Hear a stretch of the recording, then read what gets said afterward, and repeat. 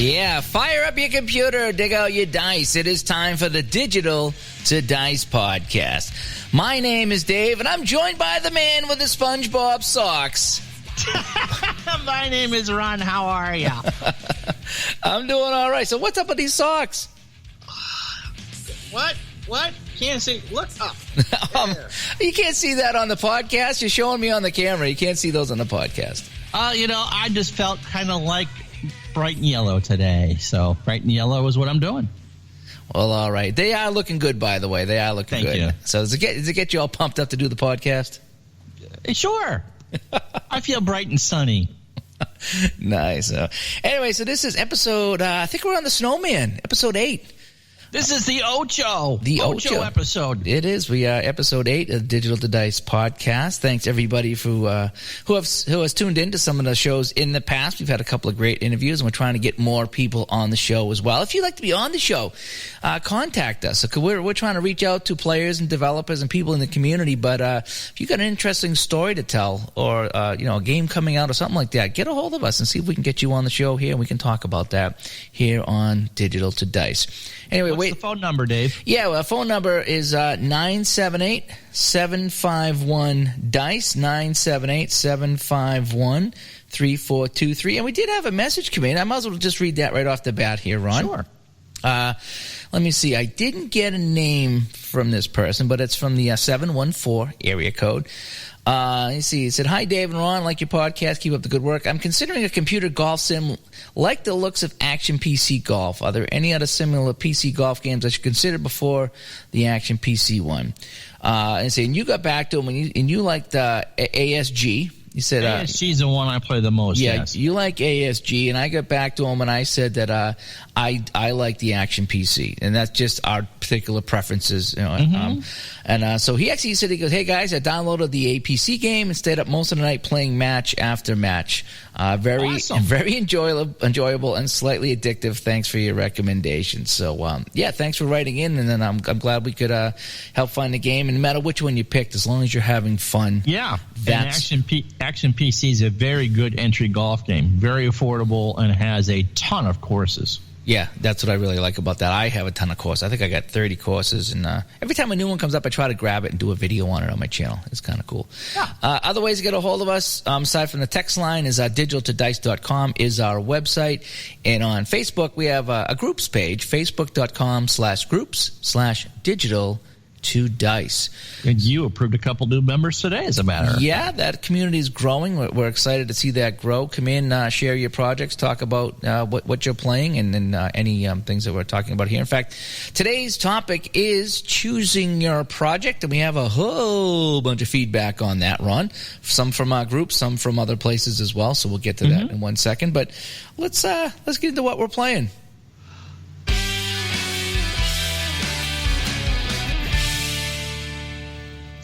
So what are you playing, Dave? You're going to defer to me again. You're such a nice guy. I wrapped up a small project, Ron. I don't know why I keep going back to the 1976 0-14 Tampa Bay Buccaneers, but I do. Because you are a masochist. I am. At some point, I'm going to stop playing some of these sports simulation games with good teams. I really am. But anyway, Sure I went back and I noticed that I have a lot of football games, and I have that 76 season for many different reasons. And so I said, you know something? I went back and I looked, and the biggest loss or defeat of that season was 42-0 to Pittsburgh late in the season. They went on the road to Pittsburgh and lost 42-0. They gave up more points in a couple of other games, but this was their worst score, 42-0. So what I did is I have 8 football games here, okay, 6 dice and 2 on the computer. And I replayed that Pittsburgh-Tampa Bay game from 1976 on 8 different games. Okay. I did the Mike Seelock 2-minute drill. I did the Michael Owens quick play football. I did the Michael Owens advanced quick play football. Okay, I got to check that out. I did Downey's game-winning drive, momentum football, and fast action football. And then on the computer, I did Action PC football and Football Mogul 17. And so I played 8 different games. That, they varied from a couple of minutes to, well over an hour to play some of these games. And you know something, Ron? The 42-0 final score, I did get Tampa Bay to win one game, if you can believe it. Yep, it was actually momentum football. And that's the one that I have a hard time with. Every time I roll the dice, I got to go to the instructions to make sure I'm doing it right. There's just so many little wrinkles to this game. For some reason, it just frustrates me. But I think I got it right. And from what I remember about this game, Ron, is Pittsburgh kept rolling 11, 12, 13, which is fumble turnover city. Tampa kept rolling 65 and 66. That is score. Even off the Tampa card, that is going to be a score. Even off the defensive card, that's going to be a touchdown every time. It was just uncanny. Every time I rolled, Pittsburgh was rolling low and turning it over, and I would roll for Tampa, and they would get a touchdown. It was crazy. In fact, the momentum factor in this game was such that Tampa Bay, unless they were coming off a turnover, if you come off a turnover, then you read from your own offensive chart no matter what. Okay? But aside from straight out momentum, so whoever has the momentum, that's the chart you read from when you roll the dice. Actually, there's a defensive control factor, I should say, and that's what determines what chart you read off of. Okay, I think I said that wrong. Tampa Bay, the only way they could read on offense, the only way they could read on their own card, which is better for them, was to come off a turnover or to roll an 8. Anything else between 2 and 12, aside from an 8, I'd read from the defensive chart on Pittsburgh. Not only did I get 3 or 4 turnovers in this game, I rolled 3 8s. So the chances of them reading off their own offensive card was minimal, and I rolled it practically every time. It was insane. Yeah, on 2d6, 8's going to come up less than 8 and 6 will come up second most often behind a 7. Yeah, but you got to figure that was the only number that I could get to read it. But, again, when I roll 64, 65, 66, it ain't going to matter which chart I'm reading off of. That's going to be exactly. So that's how that game went.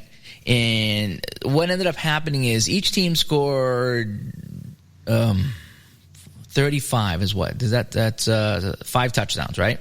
Yeah. Okay. Each team scored 5 touchdowns. Tampa, being Tampa, missed 2 extra points. It was 35-33. Tampa's last possession, and they went down and kicked a field goal and won 36-35. All in all, it was a fun game. Seeing the rolls come out, they were crazy. The underdog was in it. Then they missed some extra points and blah, blah, blah. Then they go down and they kick the damn field goal and they win 36-35. Never would happen in real life. Oh, my gosh. No, what was their off the top of your head? Do you know what their real life high was? You played that season 17 times. Yeah, I'd have to look up to see what their high was. Did they even get 20 in a game? I know they got 13 several times. Well, they got 13 several times in that replay. Yeah, in my replay. I did a video on it, and I put it on my YouTube channel if you want to see the actual results. And I think the first 3 or 4 games, it was all 13s. And then they got shut out. I want to say they got shut out 4 or 5 times that season. And yes, they did almost win a couple of games, by the way, against Seattle and Miami. They came close. They were, what it was, 17 points or 20 points, I forget. But anyway, so momentum football, Tampa Bay won. Football Mogul 17, Pittsburgh won that one 17-16. That's a weird game because I actually replayed that whole season to get to that point, and Tampa was almost 500, including a win against Oakland. Oakland was 13-1.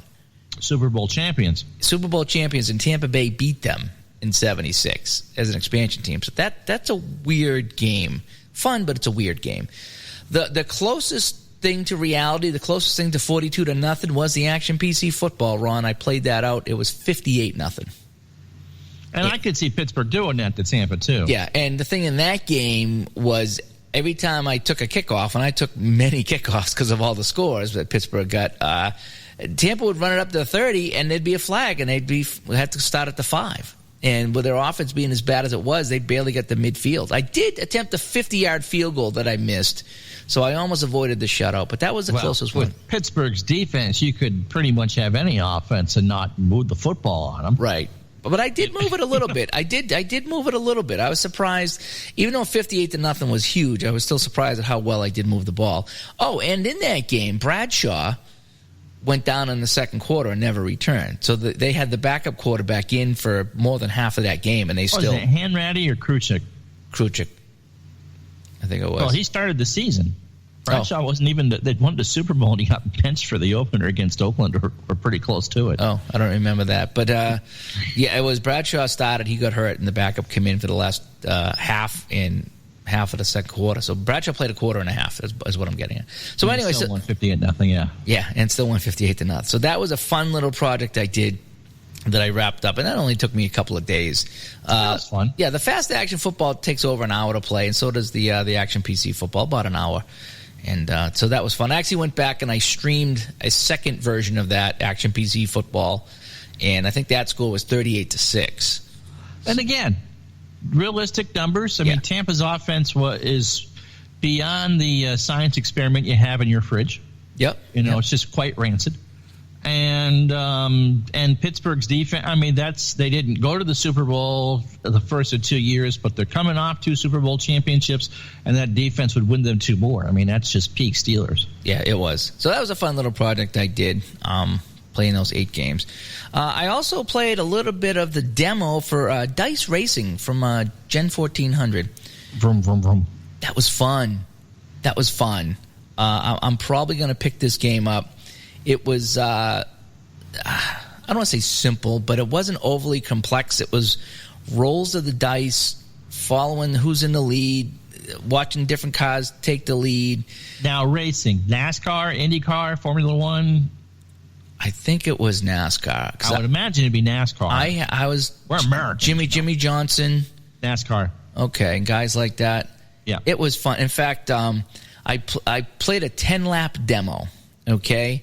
And I think I pretty much understood the game. Like I say, first time through, I probably made some mistakes. But I played a 10-lap demo, and I had one pit stop. And in the advanced pit of the game, you go into the pit, and then you roll to see who comes out of the pit first, who had a better pit. That was kind of cool, actually. So they all went in. So the leader goes in first, and then second, third. So I only had 4 racers. So 4 racers went into the pit, and you roll all 4. You roll the dice for all 4 coming out. Obviously, if you're in first place, you get a straight roll. If you went into the pit second, if you're in second place, then you subtract a couple off the roll, and then the same with third and fourth to give the advantage to the guy who went in first, obviously. Right. And, but it's possible. But it's possible. So I had the first guy come out first, and I think the third guy took the second guy. He come out of the pit. So that was fun. So I swapped second and third place. The guy that was in fourth place, he was in fourth place the entire race. I got to lap 10, and I think it was Kenseth. Kenseth? He had overtaken Johnson for first place. Okay? And on lap 10, I was rolling the last lap, and Kenseth wiped out. In the lead on the last lap, just in my demo playthrough, okay? Yep. And I believe what you do is that you have to roll to see how many cars were potentially in the wreck. Right. And with only 4 cars in the race, obviously all 4 are in the wreck. So the first guy, he spun out. Kenneth is out. And I had to roll for the other 3. And Johnson was right behind him in second. He wiped out. He hit him. He crashed. The other 2 guys, I rolled, they got by. Yeah. And the fourth place guy, when I actually rolled for that lap, he had a couple of more speed than the other guy and won it. So he was in fourth place in this. There was a crash on the last lap that took the top 2 guys out, and the fourth guy overtook the third guy because they were neck and neck to win the race. Does track matter? I mean, there's a big difference, obviously, in real racing between like a Daytona and a Martinsville. Yeah, they have a lot of tracks on there, and they basically say, let's see if I can find it here real quick. Just read it. As he fumbles around. Auto racing, actually. Yeah, so it was fun. So it was Jimmy Johnson, Jeff Gordon, Clint Boyer, and Matt Kenseth were the guys that I was racing. And yeah, so you have different lengths of the track. Yes. So if I'm looking here, Yeah, Daytona's 2.5 miles. Yeah, so I did. So at the Atlanta Motor Speedway, it's considered a speed track. 20 laps. You need 2 pit stops, and it tells you your pit window. It means how many laps you can go before you have to pit. And you can play this solitaire or head to head, which is kind of good. And it tells you how many rolls of the dice per lap too. So that must mean if it's a longer track or a shorter track. Mm-hmm. And I mean, there's some that are short tracks, speed tracks. There's a road track. And sometimes you read off the player card. Sometimes you got to go to the chart. It flowed. It flowed. Oh, that's nice. And when I got to the end there, whenever I got to the lap 10, and that guy rolled trouble, and he rolled on the trouble chart, and he wiped out. And then I was trying to follow the instructions, and it's like he took out Jimmy Johnson. The other 2 guys rolled safe, so they got by the crash, and the guy got overtaken at the end. That was fun. It just was like you aren't a big NASCAR fan, and I'm not a big NASCAR fan. But if you want to see something similar, go look up "Pass in the Grass" on YouTube. Pass in the grass. I'm not going to tell you anything more than that. But sounds like something you might have did in college in a dorm. You know what? I've lived in an apartment in 420 for 18 years. Never done it. Never been curious to do it. No. Now, occasional beer in college, yes. But by the way, going into what I've been playing, my University of Vermont has just been named the biggest usage of cannabis of any college in the country. Fantastic. Did they get a trophy for that? They would if they could. No, they get free Domino's coupons. Oh, yeah. You're going to want the food after that, I imagine. And there's like 2 right around campus. Oh, that's... Anywho,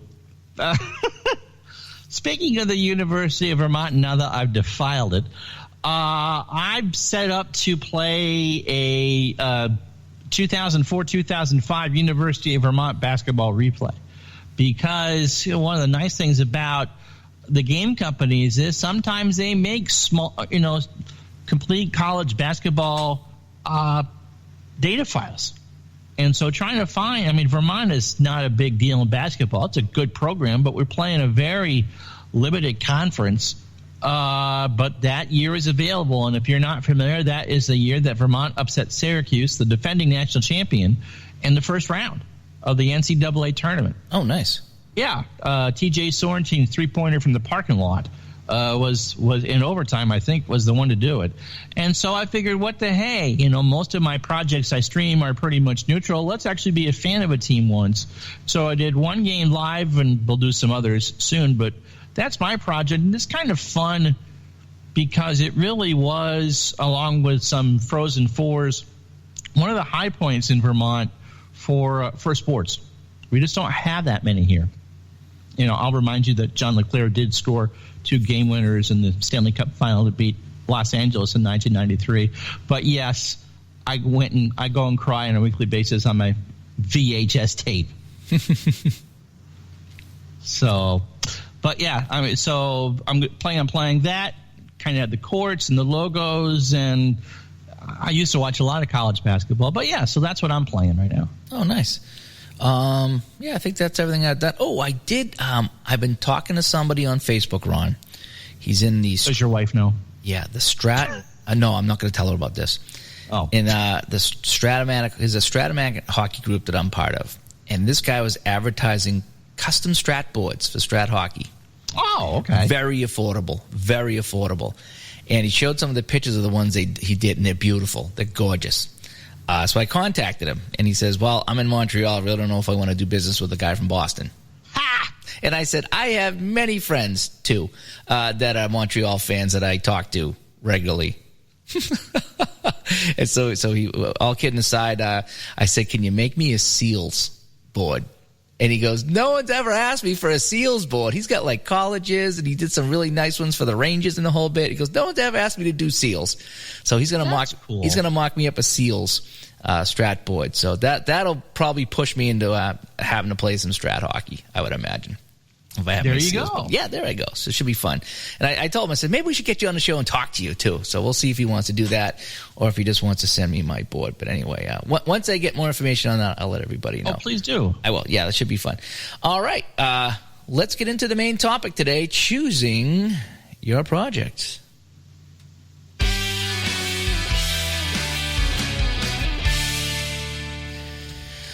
Okay, so one of the things that Ron and myself talk about quite often, in fact, we talk to everybody in the community about, is your next project.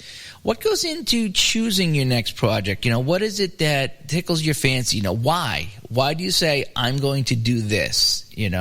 So we put this question out there, Ron, and do you want to get the feedback first, or do you want to have us talk first? No, go ahead and get the feedback first. Okay, so we'll go with the feedback here. So this came off of our Facebook group, as well as private messages and the Delphi forum, and all the usual suspects out there on the boards and the charts and all that other stuff there. So anyway, so let's get right to it. So Joe says, I play games from 5 sports and always have projects going on. Sometimes I build on previous seasons, play through a team decade. Other times I follow a player's career, Tom Seaver chasing 300 wins. But sometimes it's simply, wow, the 1983 Philadelphia 76ers, hell yeah, I'll play that season. So, and you're shaking your head. Anyway, George writes in and says, just whatever interests me. I don't have the time or the desire to do complete seasons, so I do tourneys with teams and games that I like. That's a good one right there. Mm-hmm. Shannon writes in, I do full season replays, but my most current baseball project is the Chicago Cubs and Boston Red Sox franchise replay. I'm going to replay every single season of each team and compile team leaders over the years. Well, that should be interesting. That's a lot of baseball. Yeah, it is. Brian writes in, next project considerations, seasonal specific. So MLB in summer, NHL in winter, interest in the year based on my like teams performing well. Well, that makes sense. Or specific great player performances, decent pennant races. So he likes to play some of the things that he likes. Yep. Usually do a 12-game mini-season in Status Pro League so we can have quicker and concurrent projects so it never gets stale when a player is eliminated. That's a good idea. That's a good one, yeah. Yep. Mike writes in, I enjoy replaying World Series matchups. See, that's cool right there. That's something I would do with baseball. I'm not a huge baseball guy, but if I did baseball, I would do the World Series matchup. In fact, I did do that with the Mike Sealock, it was a hit and run, I think it is. His quick play baseball game, yeah. Yeah, his quick play baseball game. I think it's called hit and run or something like that. And I did the Sox in the Reds 75. So yeah, I did a World Series matchup. He continues. I use the original lineups and use relief pitchers in the order they were used in RT. The thing with the World Series is that it's what most people are going to be familiar with. It's of course the stakes are high and it's very different than your average game in April. But yeah, I mean, chances are if you're replaying a World Series, you've seen the game, and so it means something to you. I like that. That's a good idea. Yeah, whether it's World Series, Stanley Cup Finals, or whatever, any kind of finals matchup, it's going to be 4 to 7 games, so it's a very, very doable project. Michael writes in, I always wanted to pick teams for replays that intrigue me. I also pick a game I haven't played in a while. That's a pretty good idea. Currently 87 games into a 1973 Mets replay with Pine Tar Baseball. That's interesting. Next up is the 1977 Yankees with Status Pro Advanced. So talk about going from no offense to tons of offense. Boy, I tell you, yeah. That's a nice contrast right there. Ivan writes in, my next project is to replay the entire 1981 season with all-star lineup baseball from Craig Wessel, who we had here on the show. Great pitching that year. Was it? Yes. I'll continue to play also time travel baseball. I'm also replaying the 1973 season of Pine Tar Baseball from James Formo. The reason for the 1981 season is because Cincinnati finished with the best record and didn't get into the playoffs. Split season. I want to get them in the playoffs and have them beat the Yankees in the World Series. Yankees got to get there first. Ivan, of course, creates a lot of stuff for time travel baseball, by the way. Yeah, he's got some good stuff going on there, that's for sure. Ken writes in, our buddy Ken. He just says, no idea. I play whatever I see in a stack of games in my man cave. He's got a pretty good dead ball project going right now, though. At least he's honest. Yeah. Let's see here. Carl writes in, I usually like to choose a season where my team fell just short. That's good. Yeah, I think is the most common. Right the wrong. Yep. Let's right that ship. You're exactly right. Yep. Either of the playoffs or expectations. He goes on about falling short. I am currently replaying the 1985 Mets using Action PC Baseball. I am playing, and that's easy to get into the playoffs. That was just a couple games difference, so it's not impossible to get the Mets into the playoffs. Right. I am playing all the Met games and a game of the week using at least every other team. See, that's kind of what you did. Well, no, you didn't play one team, but you were kind of doing. I don't usually play the one team. You were doing a game of the week, though. And see, that's what makes it interesting is that I'm doing a Seals replay, and I'm just playing all Seals games. But, boy, it would be fun to do a different game once in a while just to break it up, you know? Mm-hmm. I mean, because I'm going to end up playing all the teams, but it would be nice to have some of these teams play against each other. Last few comments here. Gideon writes in. Could be a number of factors. At the moment I'm playing the 1982 World Cup with Soccer Blast from Play Games, purely because of the wonderful design of Phil Passey's homebrew cards. The 1982 World Cup means something to me, as it was pretty much the first one I really followed properly at the time, but had it not been for Phil's card design, I might have not replayed it. Games are on PBS and ABC. Yep. So you come home from school and there'd be a live game on PBS at 3 in the afternoon. Oh, wow. PBS, yeah. Huh? So no Bert and Ernie? Called by Bert and Ernie. No, actually, no. I'm just calling a studio, I think, in wherever, Boston or New York. But, yeah. He goes on to say, other factors might include manageability. I am likely to complete the replay based on number of games involved. That's also a big consideration. A couple other people mentioned that as well. Yeah, with History Maker Golf, I've run 3 entire PGA Tour seasons and have cut down the number of actual events to make the replay more manageable. Yeah, see, that's a good idea. Sometimes if you have this monster project to try to make it real, boy, I tell you, you need. God, there's 40 events. You'd have to. Yeah. So, yeah, I do that myself sometimes. As I say, okay, I want to do this thing here, but I'm going to shrink it down a little bit because you want to be able to finish it. You do. Let me see. He goes on to say, also, I find it useful sometimes to have a goal with the replay, too. Yes, that's a good point, too. What is the goal of your replay? I once replayed the entire Test career of Don Bradman using Lamburn Games' wonderful international cricket. Yeah, that actually is a very good game. Yep. To see if he could finish his career averaging 100. He didn't make it, but it was one of the most enjoyable replay products I've ever run. I've read that. Yeah, with the historical research I undertook during my replay being another hugely important educational factor behind choosing the replay. So that's now, for those people who aren't familiar and go, what? Bradman is Australian, I believe, and probably was the finest cricketer from the post-war through the 80s period. He played in the 40s, from 46 through the 50s. And now cricket's a high-scoring game. Usually it's winning scores are anywhere from 275 to 500. You play the match over 5 days, and you actually play 2 matches in one setting.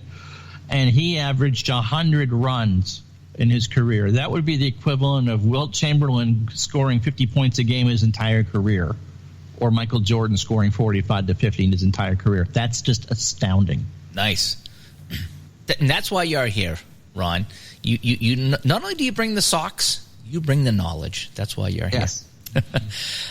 Continuing on, Michael writes in, I always want to pick teams for replays that intrigue me. I also pick a game I haven't played in a while. You already read that one. I did? Yep. Oh, I'm sorry. I read that one twice. Yeah, he's the guy that's playing the 87 games in the Mets. I'm sorry. I copied that twice. Let me see. Kevin.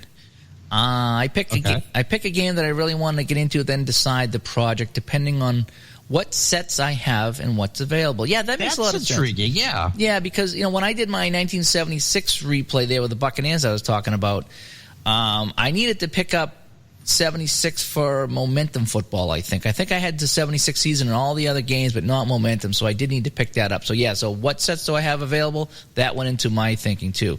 I do often shoot for something too big instead of something that can be done in a few weeks. Yeah, we all have our eyes on this big, big prize, and then... It's like going to the buffet. Oh, yeah, steak, shrimp, and baked potatoes. And you fill like, up on give me bread. the salad bar. Yeah, fill up on bread. I know. John writes in, depends on my current whim, which is why I have something like 30 ongoing projects. I think that's pretty common for everybody to have. Yeah. There's always more than one iron in the fire. Yeah, there is. Paul writes in, like to get a set of cards, rename teams as fantasy teams, and create random leagues. Yep. Yep. And then lastly, Joseph writes in, a couple things. Is there a team or person I like in the replay? Minnesota Twins, Vikings, Fighting Saints, Franz Klammer, Ingemar Stenmark, other sports. Steers. Yeah, other sports like soccer. And I have been a player, ref, and coach. Don't watch it on TV, but like the game. Historical in nature, the old ABA and the Minnesota Muskies.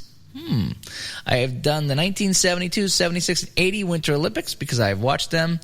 Also, it is something I can finish. Also, oddball stuff, Italian baseball leagues that only survived 1 year. That's interesting. That's pretty oddball. Yeah, because I know the WHA is kind of a cult thing in the hockey world where I'm surprised at how many of these, I hate to say smaller hockey games because that's not fair to call, but like the hockey games are not the big names. They have because it's the era that the creators grew up and they saw it. And they have WHA. I am shocked at how many of these hockey games that I've been playing, and I got a ton of them, 17 hockey games, I can play WHA. And there's some football games that have the World Football League and things like that. And they never even finished the second season. Yeah, and so, to play the oddball stuff is really kind of fun as well. So that wraps up the comments. Thanks to everybody that commented either on our Facebook group or some of the other Facebook groups or on the Delphi forums. Some great feedback there. Some tremendous feedback there. Yeah, so Ron, let me see. We got about 12 minutes here for the timer kicks off on us. We'll get into how do you choose your replays? Well, there was a lot of good suggestions there. You could write the wrong. I might watch a YouTube video and go, oh, well, that'd be kind of cool to do. And so you might do something about that. Or depending on what set you have for a certain game, you want to make sure that you actually get to use some of that. I'm not a big tournament person. I'm much more of a single season replayer type deal than just tournaments. So my projects tend to run longer, but it's right the wrong. It's kind of a career thing. It's like, was this team really as good as I think that what they should have been type deals? And, most of them never get finished. You get your answer and like, I don't want to do that. But I'm pretty much the football season I'm doing for my channel was simply because, I was 15 years old and when 14, 15 years old when it was played, and the team I root for now won the Super Bowl. And so that was an easy one that's going to keep my attention while I'm playing it, So, what was big during your teenage years before real life kind of stepped in? That's another good one to do because you want to go back to go with the nostalgia factor and go, I'm just really comfortable with this. And so, I guess that would be how I choose projects. Sometimes for baseball season, I let my viewers choose. Oh, yeah, you put it up on YouTube there and say, hey, I got 5 seasons here. I'm putting up a poll. What would you like me to play? Yeah, and that's how we ended up with 82. But normally if I'm just offline doing stuff, it's got to be something that interests me, something that intrigues me, or something I want to learn about. The learning thing is there too. I mean, I run a sports history channel, so I want to be entertained and learn something, I guess, at the same time.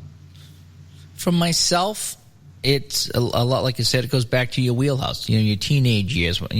Maybe from 9 to 17 when you started, when you were really into it. Which without the internet, I can't believe that I followed it as closely as I did, and how many teams, players like from the Vancouver Canucks who you never saw really come to Boston, and it was too late for me to stay up and watch, but I knew all the guys on Vancouver, when I was a kid. I don't know if it was through hockey cards or the hockey news or whatever it was.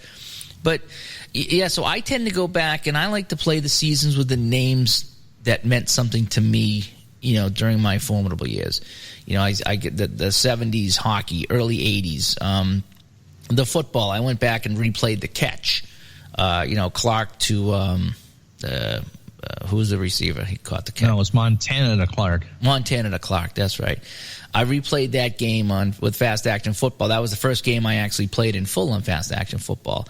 I like going back and seeing the names of some of the guys that I grew up with. That is really important to me. When I play the early 70s, the Rod Gilbert, the Tony Esposito, when I see those names, it makes me feel good. I get that warm fuzzy. It brings me back to good times, happier times, carefree times when you were kids. And I just really, really enjoy going back and enjoying those games. Mostly hockey and football, some baseball. I played a little bit of 70s, 80s baseball from time to time. But you're primarily a hockey and football player. Yeah, I am. So, my baseball is limited, but I am kind of exploring some more baseball stuff as the summer goes on. So for me, and I've been trying to do, it depends on the game I play as well, like some of the listeners wrote in. Depending on the game, if I'm playing a quicker play game, I will take on more games because I can play them faster. I did an entire season with Mike Seelock 2-minute drill, okay? It didn't take me more than a couple of days to play because it's a fast game. I'm currently setting up the 1982 football season, and I'm going to try to play every game with game-winning drive. Still a decent-sized project, but it's only 9 weeks. That's the strike year. I think I'm going to play them all. Oh, wait. Is that what season are you doing? You're doing 82, right? I'm doing 86. Oh, no, I'm sorry. It's 86. That's what I'm doing. 82 is a strike year. Okay, I'm trying to do the season that you're doing so I can see the results. So it's 86 and I'm doing. So I'm printing out the entire. That's 16 weeks. Yeah, I'm printing out the entire schedule, and I'm going to roll the dice for game-winning drive. Now, that should take me a decent amount of time, but still the games can be played. Once the sheets are set up, you can play the game in 5 to 10 minutes. Right, and, because everyone plays in those 16 weeks, I'm going to do 1 week to match the weekly for the NFL season, do 2 to 3 games a week. And so if you just did that, then it's 2 hours a week. Yeah. If that. It may be a little faster as you go through. And so that's not an impossible project to get done. No, it's not. So that's why I was saying that's kind of it's not a quick play game, but neither is it a long game. It's closer to quick play than it is a longer game. If I can play that in, 5 to 10 minutes a game, and I'll start knocking out some of those as well. So that is going to be a full season play. That's a little bit more than a quick play game. But if I was going to do fast action football, action PC, some of those bigger games there, or some of these other games I'm looking into that's not going to be a 5 to 10 or 15 minute gameplay, then I don't look at a full season. Okay, at least you couldn't. You couldn't. At least not every team. Even the shootout hockey season I'm doing with the California Seals, that's 78 games. I'm halfway through that season, a little more than halfway through. And I still got a lot of ways to go with that. And that's going to take me some time. I couldn't picture, even with that game, trying to do more than one team. That's something you could do a playoffs with, and that's manageable. So for me, it's about manageability. I don't want to take on. I don't want to say I'm going to take on a full season here, even with one team, and try to play. If it's baseball, 162 games. Like, wow, how am I going to do that? That's setting yourself up for failure. At least I would be setting myself up for failure. Yeah, probably you would for you. But think of it this way. If you look at it, you can play a complete game of baseball in about 20 to 30 minutes. So if you look at a 3-game series, which they average out to be, a 52 3-game series, that's about 90 minutes. And so it's about 75 hours. It's not as daunting as, let's say, if you wanted to do a full 80-game hockey or basketball long play. Those take time. Yeah, it would. So I kind of balance it out between the game I'm going to play and the project, looking at the game or the engine, whatever you want to call it. How long is it going to take me to play one game? And then then I will decide, at the, how many teams or what I'm going to do. Am I just going to do a playoffs Or am I going to do, try to do like I'm doing with the Seals, one team, play all their games, see how it works out? So for me, there's a lot of factors that go into it because I just don't want to set myself up for failure and say, geez, I got to play 300 games. It ain't going to happen. But and if you give yourself a project that's too long to start, then you've kind of doomed yourself, and that's not the whole point is to do something that not only you enjoy, but you think you have a snowball's chance of being able to finish. Yeah, and in fact, honestly, my Seals replay on the shootout hockey, as much as I'm enjoying that, and every time I sit down and play a couple games late at night, I have a lot of fun with it. It is starting to take that turn now where it's like, okay, I want to finish this. I want to get this done. I'm still having fun, but I want to finish it, if you know what I mean. I would think, though, that's tougher with a team that's going to struggle because you kind of have to give – and there's a lot of people who do projects with struggling teams because there needs to be some sort of goal in mind. Is it just to get a higher win total? Could you possibly twist enough reality around to get them into a playoff series? Because it's the NHL and pretty much everybody got in the playoffs. Somewhat, you don't keep a lot of stats for that game, but, if you did, is there somebody who's close to scoring 30 or 40 goals? Something that we would do to trick ourselves to finish that as opposed to, goody, it's another 8-0 loss to Boston. Right, Great. Yeah.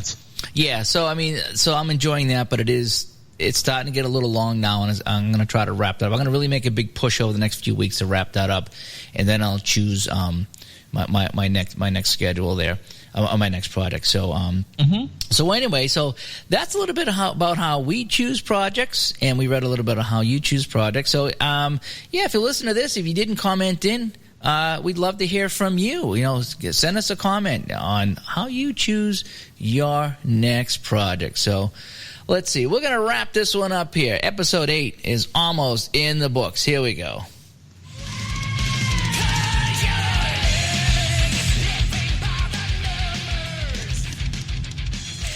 You've been listening to the Digital to Dice podcast. This has been episode 8. We recorded this on August 22nd of 2019, and I am Dave, and I've been joined by SpongeBob Ron. Anyway, ways to get a hold of us. DigitalToDice.com is our website. That brings you right to our Spreaker page. Also, get the Spreaker app, and you can listen to us right from the Spreaker app. The Dice line, 978-751-DICE, 978-751-3423. And on Facebook, facebook.com/groups/digital-to-dice. Ron, thanks for joining us. Hey, always a pleasure, Dave. All right, and we're signing off here. Catch you next time on the Digital to Dice podcast.